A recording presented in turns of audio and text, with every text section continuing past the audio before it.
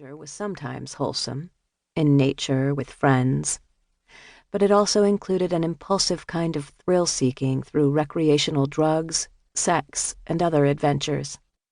In the eyes of the world, I was highly functional. Internally, I was anxious, driven, and often depressed.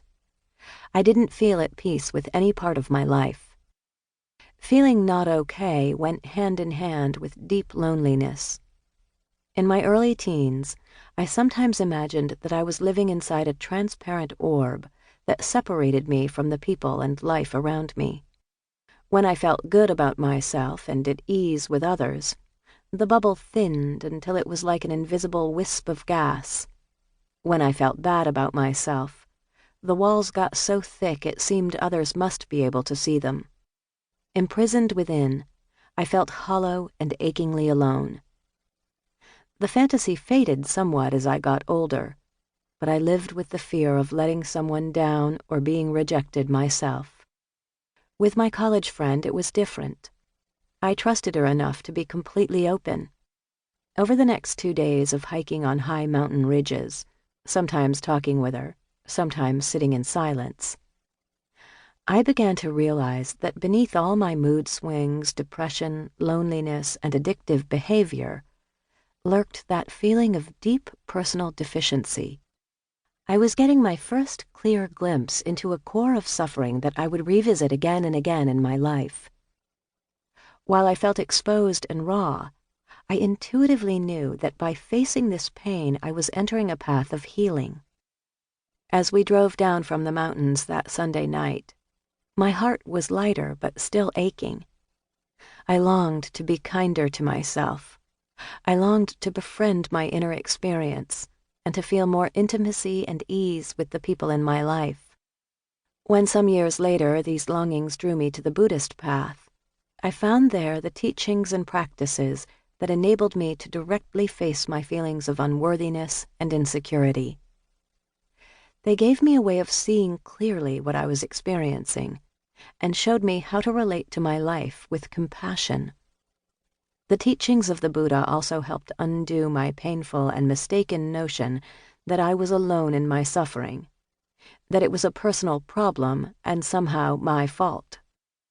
Over the past 20 years as a psychologist and Buddhist teacher, I've worked with thousands of clients and students who have revealed how painfully burdened they feel by a sense of not being good enough.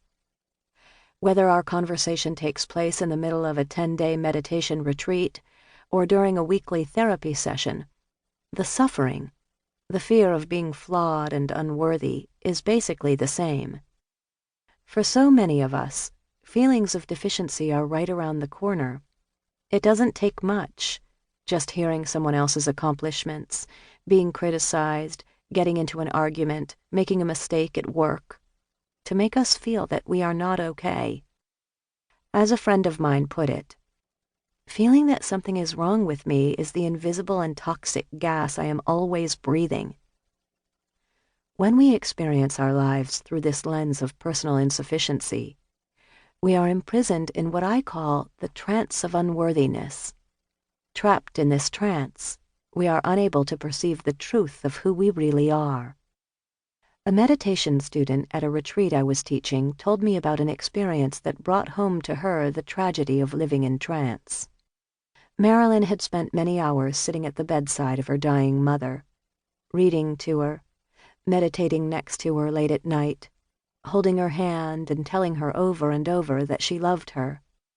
Most of the time, Marilyn's mother remained unconscious, her breath labored and erratic. One morning before dawn, she suddenly opened her eyes and looked clearly and intently at her daughter. "You know," she whispered softly, "all my life I thought something was wrong with me." Shaking her head slightly as if to say, "What a waste," she closed her eyes and drifted back into a coma. Several hours later, she passed away. We don't have to wait until we are on our deathbed to realize what a waste of our precious lives it is to carry the belief that something is wrong with us. Yet because our habits of feeling insufficient are so strong, awakening from the trance involves not only inner resolve, but also